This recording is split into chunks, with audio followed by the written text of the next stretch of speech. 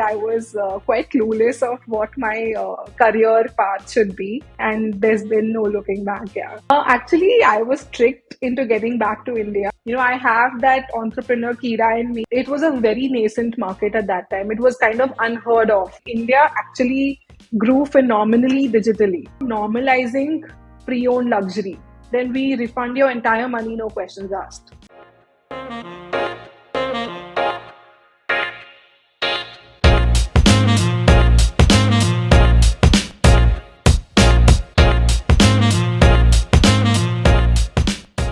Hello, everyone. Welcome to the Breaking Uneven podcast. We love to talk shop, uncover the beauty of failures, and play a few games. We have with us today the founder of the Luxchange, Madhuri Bajaj. Madhuri went from an internship in finance to a master's in finance to a finance analyst before jumping into luxury branded goods, first with Dua Vivo and then with the Lux Exchange. Have we missed anything noteworthy from your journey so far? I think that's pretty much it in a nutshell. Yeah. Cool. So before we, get into your personal journey, we're gonna get a quick understanding of what the Luxchange is. So this is called the Twitter Pitch Challenge, and Twitter is known for its 280 character limit on every tweet, which makes it a little difficult to convey your thoughts sometimes. So it takes about 20 seconds to speak 280 characters, and that's the challenge that we transfer to you, which is to explain to us the Luxchange in 20 seconds.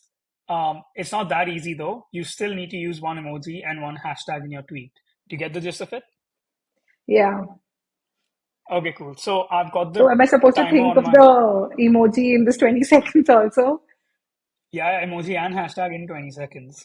Don't worry, Okay. like mostly people are able to do it. So I've got my Okay. timer with me. So you've got three, two, one, go. The Luxchange is an online platform that assists luxury lovers to sell and buy pre-owned luxury bags and accessories at less than 50% of the market price. The Luxchange is for men, women, and kids. And a heart Mostly hashtag. emoji. Hashtag. Hashtag pre-loved luxury.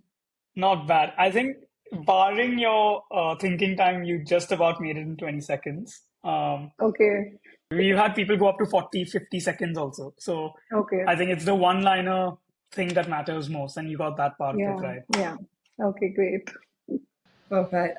So yeah, before we get into your entire journey as an entrepreneur, I feel like if you look at like your early career and your education in a nutshell, it was around finance.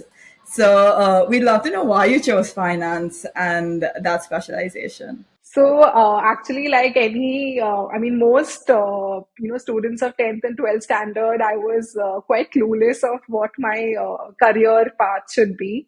I always knew that I had to study. I wanted to study. I wanted to do something, but I never had any clear path. I opted for architecture, interior designing, a lot of different streams, and I ended up taking science in 11th and 12th, thinking I would keep my options open. Maybe after 12th, the light bulb would click and I would know what I want to do.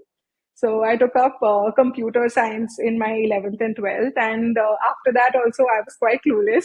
So I was like, okay, let's give architecture a chance because some career counselor told me that I'm good at physics and maths, so I should go into architecture. And yeah, I didn't get the college of my choice. So I'm like, okay, let's do interiors. But then I didn't get to go to Bombay. So I was like, so what should I do next? So I opted for, because I love numbers all through and through. So I was like, okay, maybe finance is for me. I got into BCom with finance as a specialization. I did my master's because, my dad told me that that's what I should do before, pursuing my career. I got into master's in finance. I came back and I got a job at Copalamba.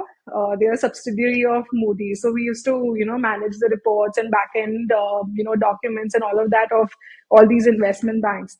And the 1 year at Copalamba, I really excelled at my Excel skills, but I didn't pick up anything from that job because I just didn't find it interesting. So I was like, okay, maybe I should do something of my own. And that's when one of my friends' dads approached me, and I had left Copalamba. So he approached me with this idea of Do a Vivo. So I quickly jumped into it, started with my entrepreneurial journey then. And I think it's been 8 years and there's been no looking back. Yeah. Nice.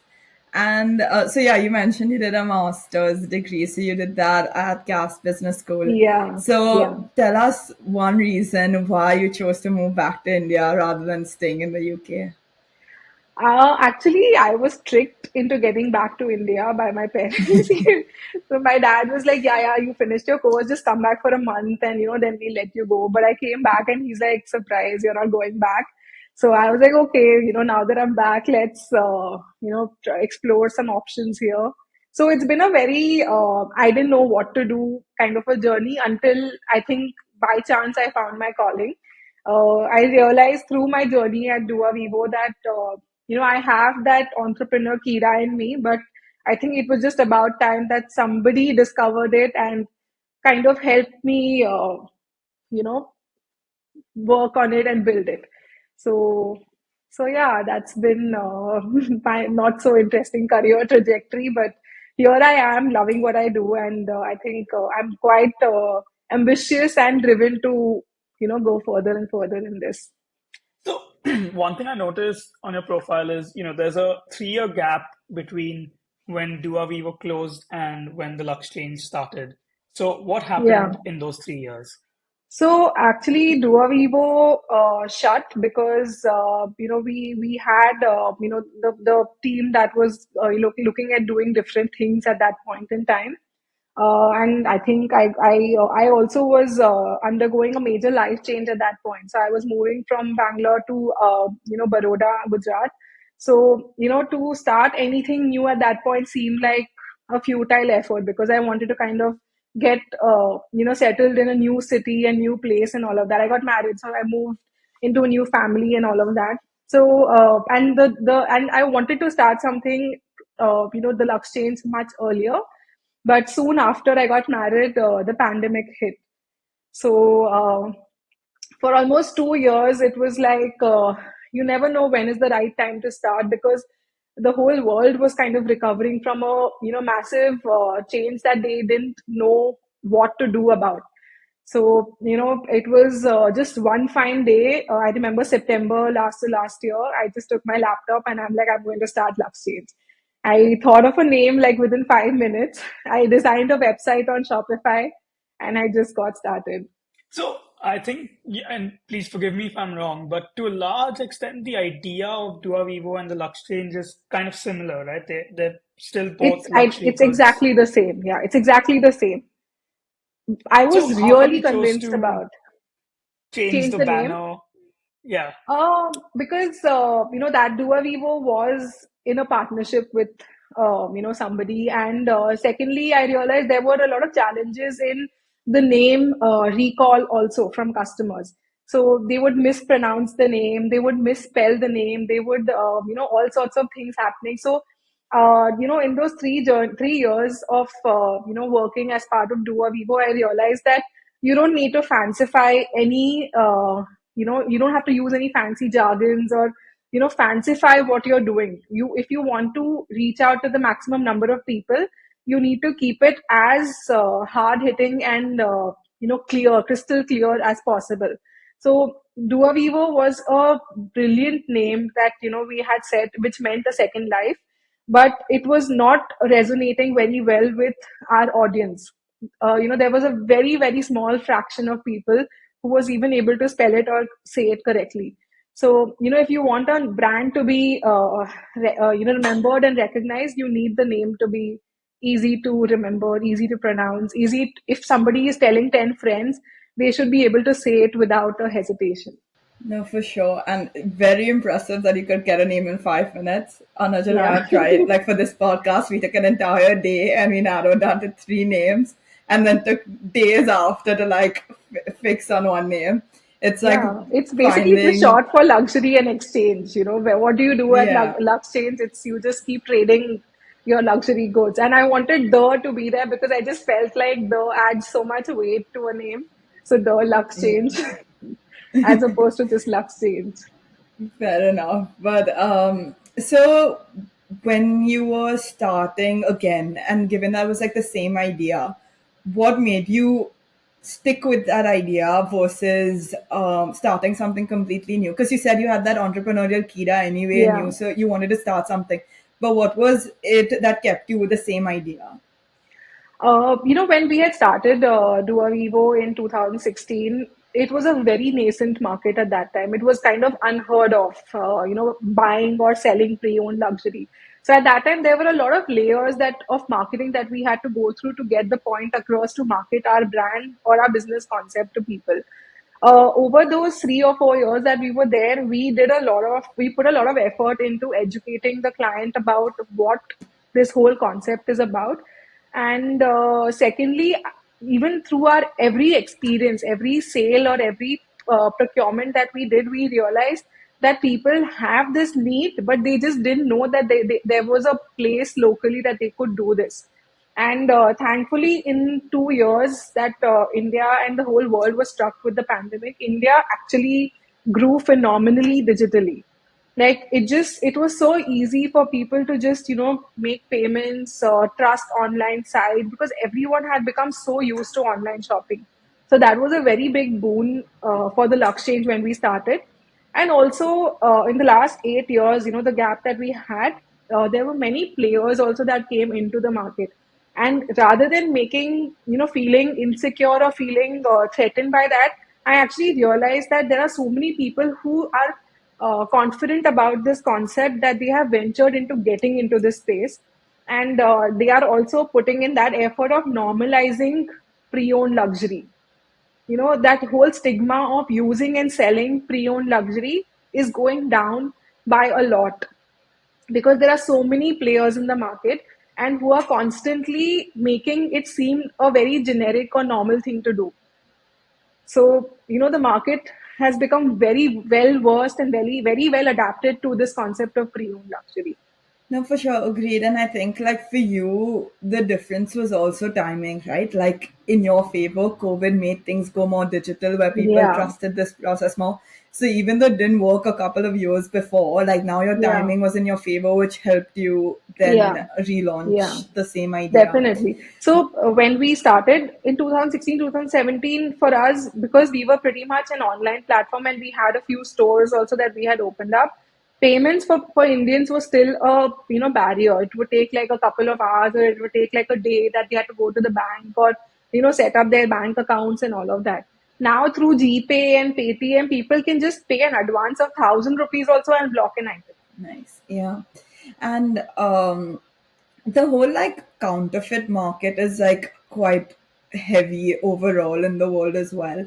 So like in India, when you're starting something like this, how do you build the trust of your customers? Because I feel like users as well, Indians more than others, are a little more like cautious about Very, how they yeah, buy things, and yeah, yeah, uh how they like from where they're buying, especially when it's like online and they can't tangibly see it. It creates that sense of yeah. iffiness.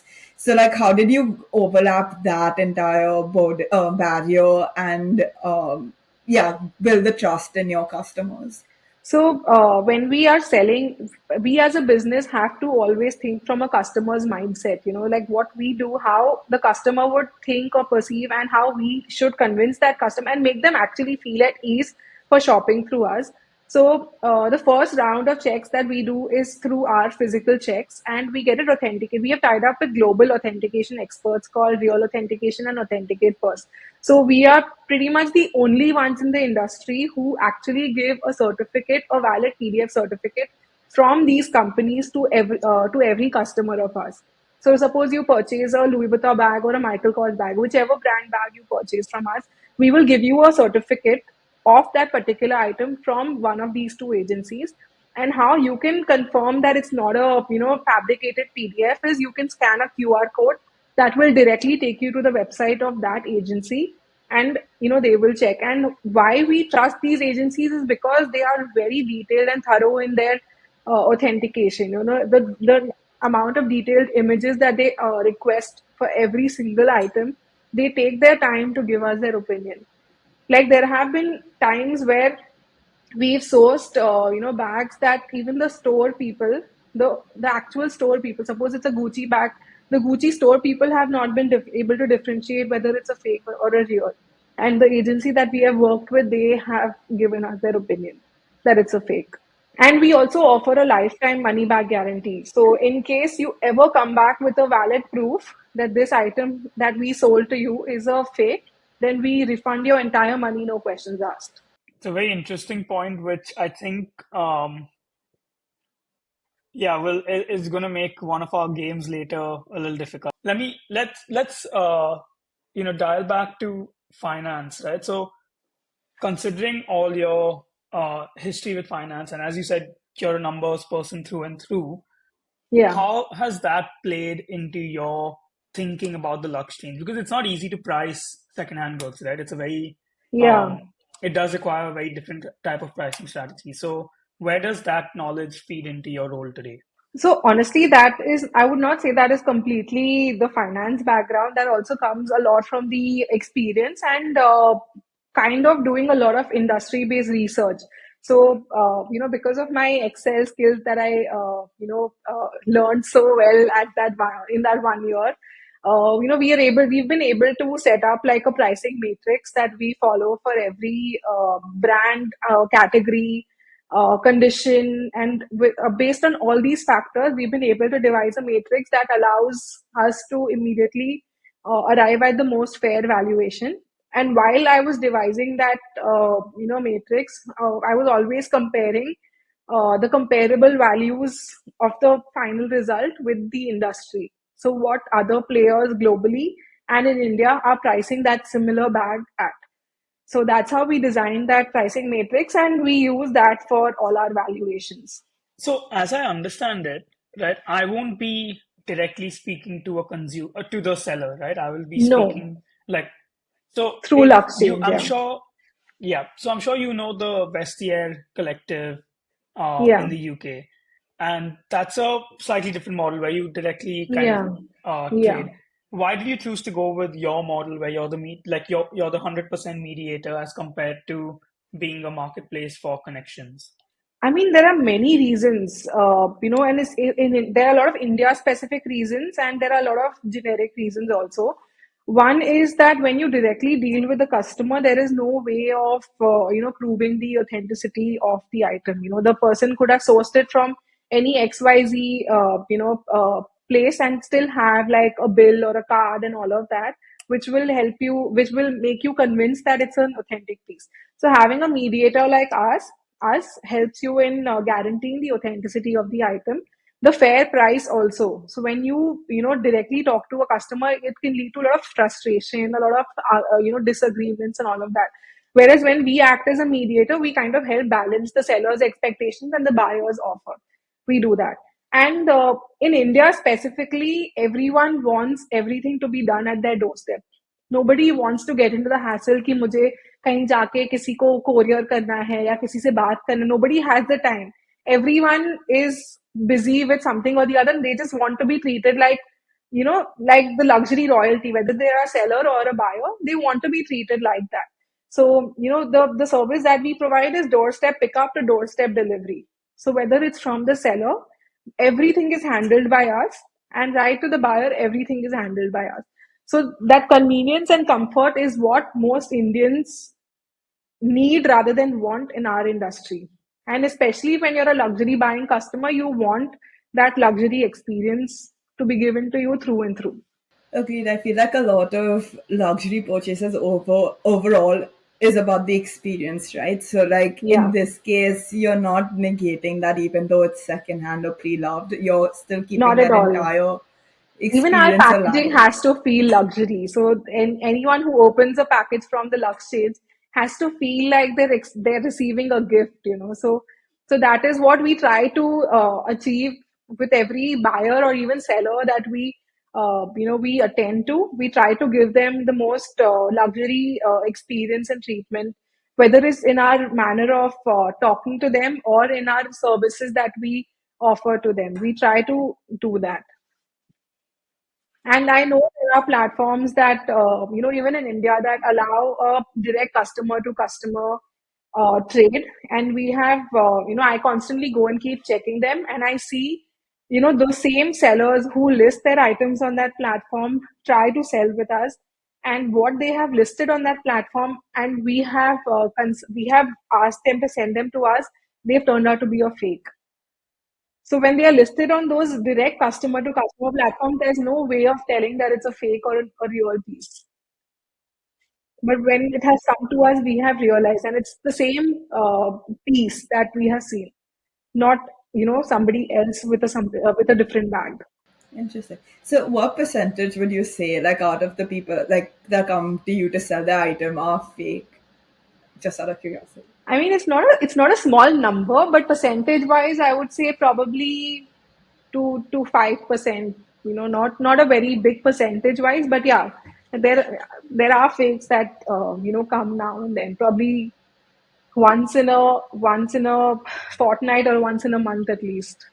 A one piece would be there. So there's a large influx of brands now, coming to India personally, right? So for example, you've got everything from an Elisa Maison to a Remova opening in Mumbai, and that I presume that that's a very good thing for the Luxchange, because if they enter today, then 2 to 3 years later, you'll have a different Yeah, set of products coming yeah. through the platform as well. So how do you kind of convince someone that, hey, like, because for example, if I buy, I don't know, a pair of LV loafers, right? I would use that for like 5, 6 years because it lasts, and I would use it until it's like absolutely worn out, so as to say.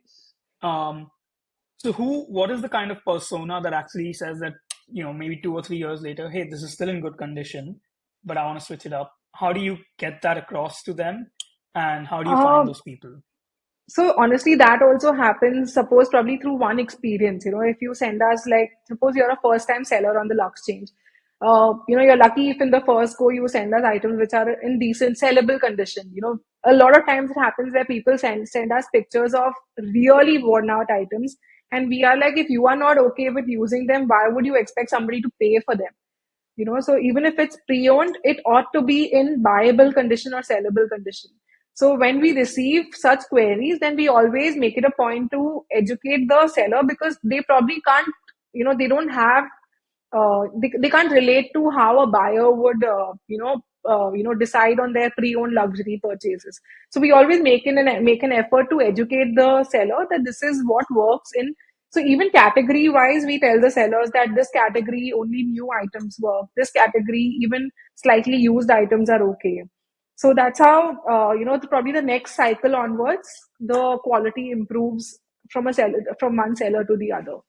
And then, in terms of your, coordination with the seller, do you kind of, let's say I come to your platform, right? Do you tell me, hey, Anuj, your whatever loafers are worth 20,000 rupees, and we'll buy it off of you for 20,000, and then do you go list it for 24, or do you tell them, hey, we've done a valuation, this will sell for somewhere around 24, we're going to keep 10% of it? So, which model do you use?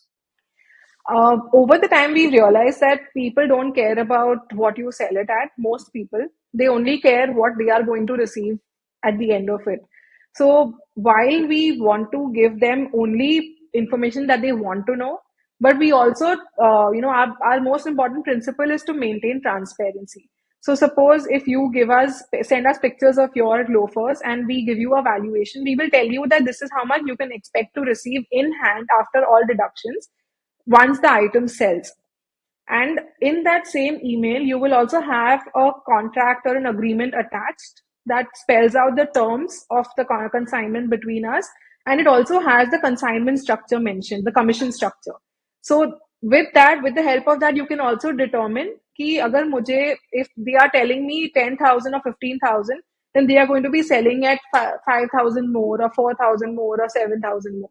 You would be able to know that. So there's nothing hidden, and you always have the luxury of going to the website and checking the prices. So we don't, hide any information per se. We want to be as crystal clear, and we also give you exactly the information that you need. And every communication, we try to do it over emails only. Though a lot of people insist that WhatsApp pay, let's close the deal and all of that. But we keep all the email communication in place, because for even the seller or the Luxchange, having that proper line of communication in a more legitimate way is the best way to work. 100%. And like in terms of your pricing structure, do you defer that by the kind of good, or is it like a flat commission across like most products? Like, is it different for a bag versus shoes, or do you just have the same commission across? So we don't have the same commission because we understand that as the value of the product increases, the the commission also increases. So then we reduce the percentage for higher value items and for lower, because we have to start with a minimum threshold to even cover the variable expenses that as a business we incur. So we have a the lower limit threshold that we have set, and as the selling price increases, then the commission percentage reduces.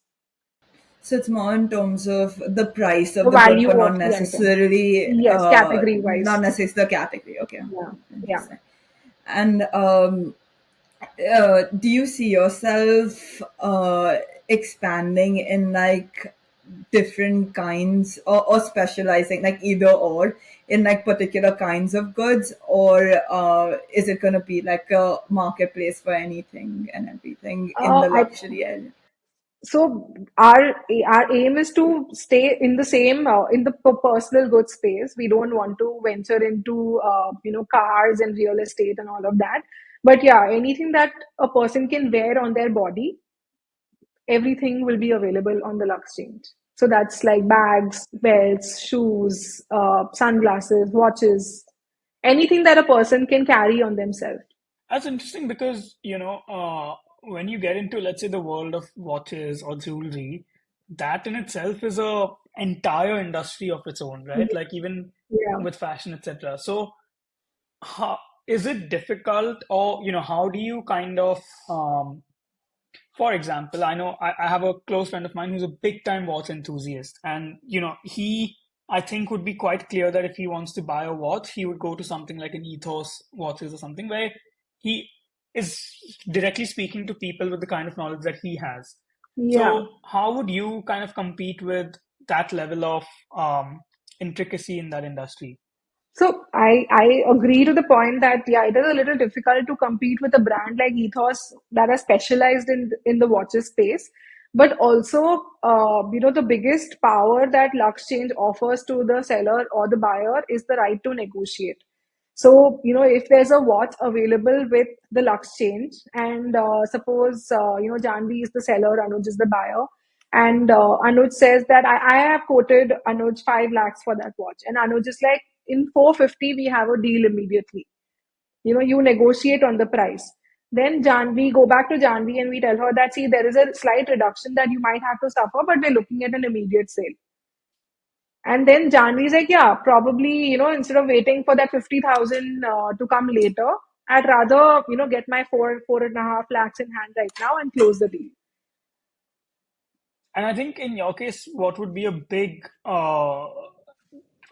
like what would be a big benefit to you is also like retention, right? Like for example, if today I go and buy a bag from the Luxchange, I get it, I know it's real, like I have the entire Yeah, luxury experience of unpackaging it. yeah, And at that point I know, okay, this place is a trustworthy place. So then if I want to legit, buy a yeah, watch or something more, yeah, high ticket, yeah. different, I would probably come back.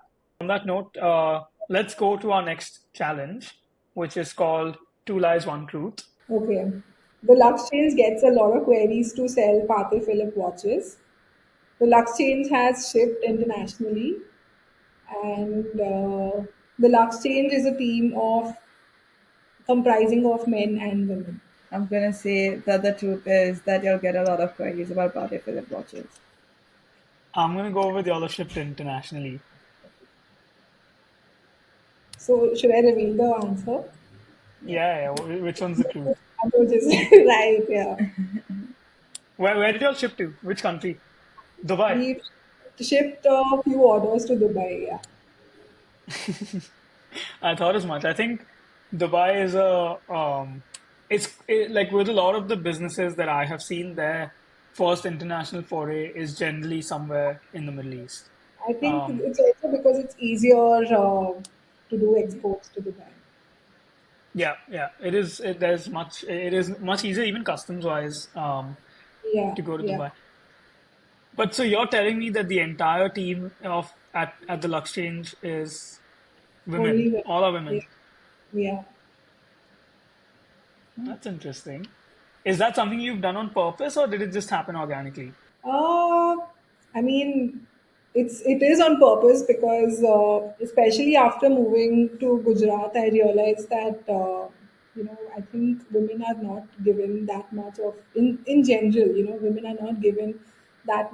I mean, they have not been given the the thought of being ambitious only. So, I wanted that whoever joins my team is a woman, and B, comes and learns to become ambitious. Just wants to grow, become independent, and grow themselves professionally. Nice. Um, but yeah, let's move on to our next game. It's called Red Flags. We're going to give you three hypothetical situations composed of two things that are going good, which are the green flags, and then one which is not so great, the red flag. You need to assume that these statements are true, and we've adapted these for you. And then you have to pick which one of these three situations you would rather be in, and tell us why. So, situation one, the Luxchange has grown to 100 employees. Your turnover is 5x that of last year, but your website crashes during your biggest promotion of the year. Situation two, the Luxchange has more than 5,000 product listings. You have about 50,000 monthly active users, but someone is selling fake products under your name on a copycat website. Situation 3, the Luxchange has numerous products that aren't available otherwise in India. A large marketplace has offered to acquire the Luxchange, but your margin on sales is continuously reducing and it's become really difficult to recover overheads. So these are your three situations, and you have to tell us which one you would rather be in. Honestly, I would pick the first situation because if I have 100 employees, then I need to first fix that 5x figure and make it a bigger multiple. And given the current situation that the website is more of a display platform for us right now. So if I have 100 employees, then I would probably increase my turnover from through them. Fair enough. It makes sense that, like, especially given that, like, your business is not done on the website itself, like, you still have a medium to continue sales, even if it crashes for a bit. So it's not hampering, like, the long term business, but more of, and like, you have the workforce to fix it faster. So, in a way, it kind of works out. But yeah, I feel like the other ones, the green flags are much larger, but so are the red flags, so it can get a little trickier. I mean, the third situation is good too, but I mean, I don't want to yet consider the possibility of having to sell the Lux chains to somebody. So, Yeah. Interesting. Fair enough. Cool. So now is your time to get like re-energized because we're going to be playing the rapid fire. So self-explanatory. Very quick answers, very quick questions. It's still very chill, so don't worry. So I'm just going to kick it off. How many days of leave have you taken in the last year? quite a few actually, probably 60 That's days. good, yeah. Nice. It's not a very common answer we get. Um, what has been your proudest moment with the Lux change? When we sold that watch for 8.5 lakhs. Fair enough. Uh, what was your biggest sacrifice to make the Lux change possible? I think just trying to balance, life and work, especially after being married. So, yeah, that's been, I would not say sacrifice, I would say the biggest challenge. Fair enough. Have you ever listed an item on the Lux change? What was it? Yeah, I have listed a couple of my husband's items without his. I just went to his cupboard. I'm like, I don't see you using these. Just sell them. So yeah, without his consent. What was one time you felt like you let the Lux change down?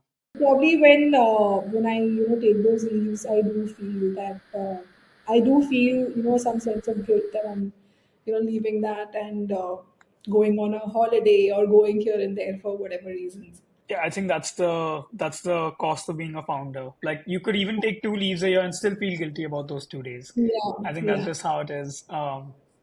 Cool. At this stage in your life, do you believe that you'll ever retire in the future? I actually feel that you should continue keep working until until your body physically allows you to. Because once you get used to working, get into the whole mindset of working, then you really can't not do it. I feel like it helps your soul also thrive. Just being there, thinking, exploring, innovating, growing. It feeds your mind more than anything else. So I mean, I don't think about retiring in the near future, at least. If I'm forced to at some point, then I don't know, but I don't want to at this point. Do you prefer books or podcasts? Definitely podcasts. I fall asleep reading books. So definitely podcasts. Are you an iPad person or a notebook person? To take down notes, I still prefer writing them because it kind of makes me feel like I'm also remembering it while writing it. But yeah, once I write down everything, then I need to type it out and save it. I save it somewhere in Excel or Google Docs or something like that. Interesting. Are you a morning person or a night owl? Not a morning person. Not so much of a night owl also. I prefer sleeping at a reasonable time, and I don't wake up early. I wake up at a good time. 8:39 would be a good time for me. Fair enough. And finally, what's your favorite social media? Instagram. Instagram. Personally So and that professionally. and professional. Oh yeah, I mean, I guess in your case, it does make Yeah. sense professionally Yeah. as well. Yeah. Yeah. So that concludes the rapid fire segment, and we're almost at the end of our conversation.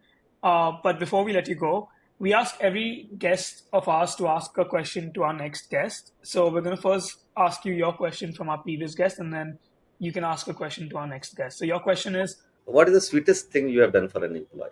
Mm, I think this is a poll that we should probably take from them.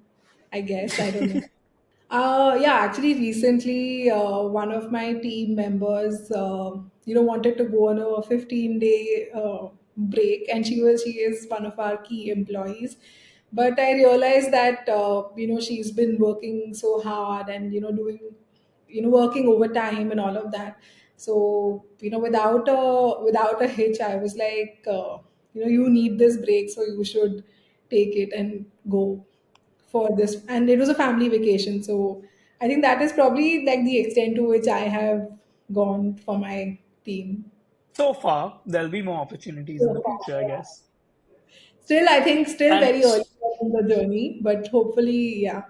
But yeah, I think that's where we're at the end of the conversation. And Madhuri, thank you so much for coming on board. I don't know why you were nervous because it was an absolute pleasure I speaking to you. think And you I guys think made it really easy, so it was fun actually doing this podcast. I was very anxious, apprehensive, how it's going to be. Are there going to be any difficult questions? So I told Janvi that if I fumble at any question, then probably I'm not doing my job right as a founder, I guess. But yeah, this was a lot of fun, and I think it also gave me a lot of things to think about that I've never thought about in my life. You just go with it. As the days come, you just go with it, and yeah, thank you guys for doing this with me.